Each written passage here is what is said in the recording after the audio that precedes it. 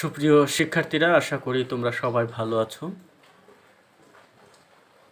Lakers public school and কলেজের পক্ষ থেকে তোমাদের স্বাগত জানাচ্ছি। তোমরা যারা উচ্চ মাধ্যমিক 2021 সালের পরীক্ষার্থী, ইতোমধ্যে তোমরা সকলেই জানো তোমাদের বাংলা বিষয়ের কোনো পরীক্ষা হবে না, বাংলা বিষয়ের কোনো বোর্ড পরীক্ষা হবে না। তাই বলে বাংলা বিষয়কে তুমি অবহেলা করবে, তাই বলে বাংলা যদি তুমি না পড়ো, তাহলে তোমার মধ্যে যে ভবিষ্যতের অপার সম্ভাবনা রয়েছে, সেই অপার সম্ভাবনাগুলো এই চিন্তার মধ্য দিয়ে শেষ হয়ে যাবে। কেননা তুমি উচ্চ মাধ্যমিক পরীক্ষা দেওয়ার শেষে তোমার উচ্চশিক্ষা গ্রহণ করতে হবে। সেই উচ্চশিক্ষা গ্রহণের অন্যতম প্রধান মাধ্যম হচ্ছে বিশ্ববিদ্যালয়। এই বিশ্ববিদ্যালয়ে ভর্তি প্রস্তুতির জন্য, বিশ্ববিদ্যালয়ে ভর্তি হওয়ার জন্য একটি ভর্তি পরীক্ষা হয়। এই ভর্তি পরীক্ষায় তোমাকে বাংলা বিষয়ের 25 থেকে 30 নম্বরের উত্তর দিতে হয়। অর্থাৎ বিশ্ববিদ্যালয় ভর্তি পরীক্ষা 100 নম্বরের, সেই 100 নম্বর পরীক্ষায় 25 থেকে 30টি প্রশ্ন বাংলায় হয়ে থাকে। এই জন্য বাংলা বিষয়ের যে তোমাদের বাংলা প্রথম পত্র এবং দ্বিতীয় পত্র রয়েছে, বাংলা প্রথম পত্র এবং দ্বিতীয় পত্র, এই পুরো বাংলা বিষয়টি খুবই গুরুত্বপূর্ণ তোমাদের জন্য এই বিশ্ববিদ্যালয় ভর্তি পরীক্ষার জন্য। প্রিয় শিক্ষার্থীরা, তাই আমরা অর্থাৎ Lakers public school and college তোমাদের তোমরা এখন অনেক সময় তোমাদের হাতে, এই অনেক সময়ের মধ্যে তোমরা যাতে বিশ্ববিদ্যালয় ভর্তি প্রস্তুতিটাও নিয়ে নিতে পারো, এজন্য বাংলা বিশ্ববিদ্যালয় ভর্তি প্রস্তুতিও নিয়ে নিতে পারো, এজন্য তোমাদেরকে বাংলা বিষয়ের কিছু বিশ্ববিদ্যালয় ভর্তি পরীক্ষায় যে ধরনের প্রশ্ন আসে, সেই ধরনের প্রশ্ন থেকে আমি তোমাদেরকে যেই ধরনের প্রশ্ন আসে, যেই বিষয় থেকে আসে, সেই বিষয় সম্পর্কে আলোচনা করব। তাহলে প্রিয় শিক্ষার্থীরা, আর কথা না বাড়িয়ে আমরা শুরু করতে পারি। আমরা প্রথমেই দেখব আমরা কথা বলি কিসের ভাষায়, আমরা মনের ভাব প্রকাশ করছি ভাষার মধ্য দিয়ে। তাহলে আমরা যে বাংলা পড়ি, এটি একটি ভাষা, এই ভাষা দিয়ে সাহিত্য রচিত হচ্ছে, সব কিছু হচ্ছে এই ভাষা দিয়ে আমরা মনের ভাব প্রকাশ করছি, আনন্দ, হাসি, কান্না সব ব্যক্ত করছি, মনের অনুভূতি ব্যক্ত করছি। তাহলে এই বাংলা ভাষাটার এই ভাষা বিষয়ে আজকে আমরা আলোচনা করব। ভাষা কি, ভাষা কোথা থেকে আসছে, এই বিষয় নিয়ে আমরা আজকের ক্লাসটি সাজিয়েছি। প্রিয় শিক্ষার্থীরা, তোমরা দেখতে পাচ্ছ তোমাদের সামনে একটি কাগজ আমি উপস্থাপন করেছি। এখানে দেখো, এখানে ভাষা হচ্ছে ভাবের উৎস। পরীক্ষা আসতে পারে ভাষা কিসের উৎস? ভাবের উৎস। আমাদের মনের মধ্যে যে ভাব জাগ্রত হয়, সেই ভাব প্রকাশ করি আমরা ভাষার মধ্য দিয়ে। ধরো তোমার মাথা ব্যথা করছে, এই ব্যথা তোমার মনের মধ্যে এক ধরনের দুঃখ, যন্ত্রণার ভাব তৈরি করছে। এই ভাবটা তখন আমরা প্রকাশ করি, আমার খুব মাথা ব্যথা। এই কথা বলেই আমি আমার মনের ভাব প্রকাশ করছি। তাহলে ভাষা কি? ভাবের উৎস। তাহলে ভাষা কাকে বলে? এই কথাটি যখন আমরা এক বাক্যে প্রকাশ করতে চাই, তখন হচ্ছে মানুষের মনের ভাব প্রকাশ করার মাধ্যম হচ্ছে ভাষা। তাহলে মানুষের মনের ভাব প্রকাশ করার মাধ্যম কি? ভাষা। তাহলে প্রিয় শিক্ষার্থীরা, আমি তোমাদেরকে এখানে দুটি বোঝাচ্ছি। ভাষা উৎস কোথায়? ভাব থেকে ভাষার উৎস হয়। এবং ভাষা কিসের মাধ্যম? মানুষের মনের ভাব প্রকাশ করার মাধ্যম। এবার আমি একটি সংজ্ঞা তোমাদের সামনে উপস্থাপন করছি, এটি খুবই গুরুত্বপূর্ণ। এটা আমি নিজেই এই সংজ্ঞাটি তৈরি করেছি। দেখো, ফুসফুস তাড়িত বাতাস বাকযন্ত্রের সাহায্য নিয়ে অর্থপূর্ণ ধ্বনি উচ্চারণ করে বক্তার মনের ভাব সম্পূর্ণ প্রকাশ করে এবং শ্রোতার বোধগম্য হলে তাকে ভাষা বলে। এখানে আমি কিছু কথা বলছি যে ফুসফুস তাড়িত বাতাস বাকযন্ত্রের সাহায্য নিয়ে অর্থপূর্ণ ধ্বনি উচ্চারণ করে বক্তার মনের ভাব সম্পূর্ণ প্রকাশ করে এবং শ্রোতার বোধগম্য হলে তাকে ভাষা বলে। তাহলে ভাষা একটি সহজ বিষয় না। এখানে দেখো, ফুসফুস, বাকযন্ত্র, অর্থপূর্ণ ধ্বনি, বক্তার মনের ভাব এবং শ্রোতার বোধগম্য অর্থাৎ বোঝা। এই বিষয়টি একটু বুঝে নাও যে ভাষা আসলে পাখি বা অন্যান্য জন্তু জানোয়ারেরও কিন্তু ভাষা আছে, কিন্তু মানুষের মনের ভাব প্রকাশ, মানুষের ভাষাটা তাদের ভাষা থেকে ভিন্ন। কেন? মানুষ তার মনের ভাব এই ভাষা দিয়ে প্রকাশ করে এবং অন্যকেও সেই ভাষা মনের ভাব প্রকাশ বোঝায়। ধরো ফুসফুস, আমরা যে নিঃশ্বাস গ্রহণ করি, আমরা যে নাক থেকে মুখ থেকে নিঃশ্বাস গ্রহণ করি, আমরা যে শ্বাস নিই, অক্সিজেন গ্রহণ করি, এই অক্সিজেন যখন আমরা বের করি, যে প্রশ্বাসটা যখন আমরা বের করি, তার সাথে সাথে আমরা শব্দ উচ্চারণ করি। ধরো আমি নিঃশ্বাস নিলাম, এটা আমি বের করলাম।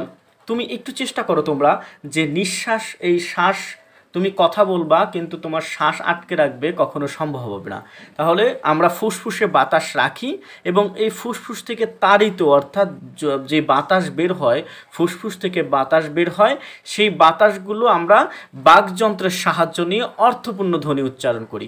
দেখো আমি ফুসফুস থেকে একটা বাতাস নেই, তোমরাও নাও, দেখো নিঃশ্বাস নাও, নিয়ে বাকযন্ত্র হচ্ছে আমাদের কণ্ঠনালী, তারপর হচ্ছে মুখ, জিভ, নাক, এগুলো হচ্ছে আমাদের বাকযন্ত্র। এই বাকযন্ত্রের সাহায্যে আমরা কিভাবে উচ্চারণ করি দেখো।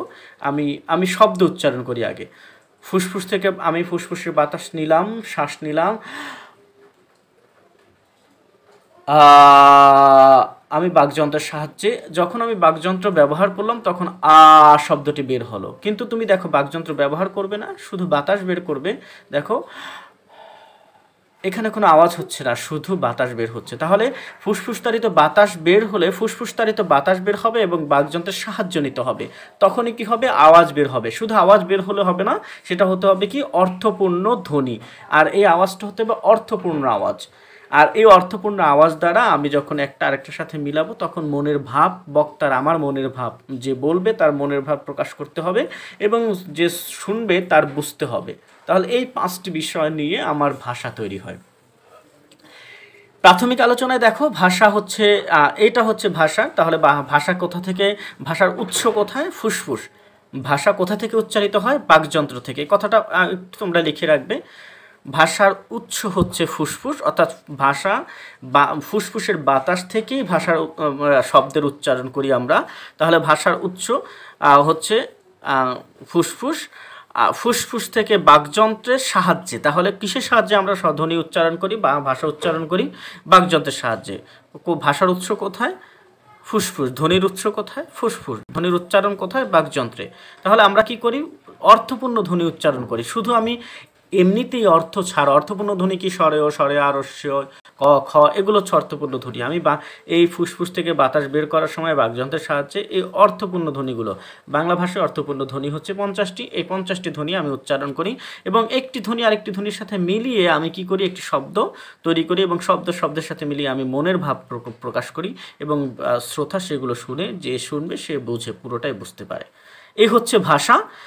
বাংলা ভাষার উৎপত্তি হচ্ছে ইন্দো ইউরোপীয় ভাষা থেকে। যে বাংলা ভাষার উৎস হচ্ছে ইন্দো ইউরোপীয় ভাষা থেকে। এটা হচ্ছে ভাষার একটি জাত হচ্ছে ভাষার, ইন্দো ইউরোপীয় ভাষা থেকে অনেকগুলো ভাষা তৈরি হয়েছে। সেই ইন্দো ইউরোপীয় ভাষার একটি ভাষা হচ্ছে বাংলা ভাষা। আর বাংলা ভাষা প্রাকৃত ভাষা থেকে এসেছে। তাহলে এটা হচ্ছে বাংলা ভাষার মূলটা হচ্ছে ইন্দো ইউরোপীয়। এই ইন্দো ইউরোপীয়র অনেকগুলো শাখা রয়েছে, অনেক শাখা রয়েছে। সেই শাখার একটি শাখা হচ্ছে প্রাকৃত ভাষা। সেই প্রাকৃত ভাষা থেকে এসেছে বাংলা ভাষা। তাহলে বাংলা ভাষা ইন্দো ইউরোপীয় ভাষার শ্রেণী, প্রাকৃত ভাষা থেকে বাংলা ভাষার উৎপত্তি হয়েছে, অর্থাৎ বাংলা ভাষা এসেছে। বাংলা ভাষা মাগধী প্রাকৃত বা গৌড়ীয় প্রাকৃতের অপভ্রংশরূপ। এখানে বলছে প্রাকৃত ভাষার আবার অনেকগুলো প্রকার রয়েছে। তাহলে এই প্রাকৃত ভাষার একটা হচ্ছে মাগধী প্রাকৃত, আর একটা হচ্ছে গৌড়ীয় প্রাকৃত। এই মাগধী এবং গৌড়ীয় প্রাকৃতের অপভ্রংশরূপ, অর্থাৎ পরিবর্তিত রূপ হচ্ছে বাংলা ভাষা। আর বাংলা ভাষার লিপি হচ্ছে ব্রাহ্মী লিপি। এগুলো আমি পড়াবো তোমাদেরকে। বাংলা ভাষার লিপিটা হচ্ছে ব্রাহ্মী লিপি। তোমরা এই কথাটা একটু লিখে রাখবে। কোন লিপি থেকে বাংলা ভাষা এসেছে? এটা হচ্ছে ব্রাহ্মী লিপি থেকে। এটা হচ্ছে, আমি লিখে দিচ্ছি, দেখো।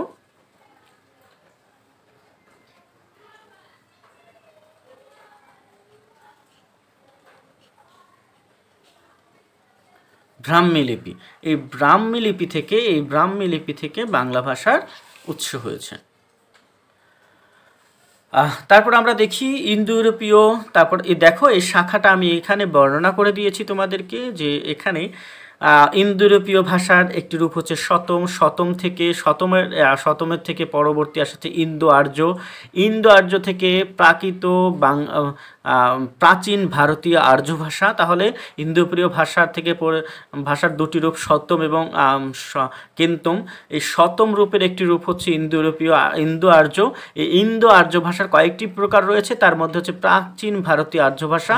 এই প্রাচীন ভারতীয় আর্য ভাষার পরবর্তী রূপ হচ্ছে মধ্য বা কথ্য ভারতীয় আর্য। এই কথ্য ভারতীয় বা মধ্য ভারতীয় আর্য থেকে প্রাকৃত ভাষা থেকে গৌড়ীয় প্রাকৃত এবং গৌড় অপভ্রংশ থেকে বঙ্গ কামরূপী ভাষা। এই বঙ্গ কামরূপী হচ্ছে বাংলা ভাষা। এখানে একটি আমি সারণী দিয়ে দিয়েছি, তোমরা এখান থেকে তোমরা দেখতে পারো। ইন্দো ইউরোপীয়, শতম, ইন্দো আর্য, প্রাচীন ভারতীয় আর্য, বঙ্গ, মধ্য বা কথ্য ভারতীয় আর্য, প্রাকৃত, গৌড়ীয় প্রাকৃত, গৌড় অপভ্রংশ এবং বঙ্গ কাম্যরূপী। এই হচ্ছে বাংলা ভাষার। এই বঙ্গ কাম্যরূপীর পরবর্তী রূপ হচ্ছে বাংলা ভাষা। এই হচ্ছে আমাদের বাংলা ভাষার যে পর্যায়ক্রম, যে কোন জায়গা থেকে বাংলা ভাষা এসেছে। তাহলে বাংলা ভাষা ইন্দো ইউরোপীয় ভাষা থেকে এসেছে, শতম থেকে এসেছে, ইন্দো আর্য থেকে এসেছে, প্রাচীন ভারতীয় আর্য ভাষা থেকে এসেছে। তবে বাংলা ভাষার মূলটা হচ্ছে প্রাকৃত ভাষা। এই প্রাকৃতটাই হচ্ছে বাংলা ভাষার মূল। এখান থেকে বাংলা ভাষা এসেছে। প্রিয় শিক্ষার্থীরা, আজ আমরা এই ভাষা থেকেই যতটুকু শিখলাম, আগামী ক্লাসে আমরা ব্যাকরণ বিষয়ে আলোচনা করব। আচ্ছা, ভাষা হচ্ছে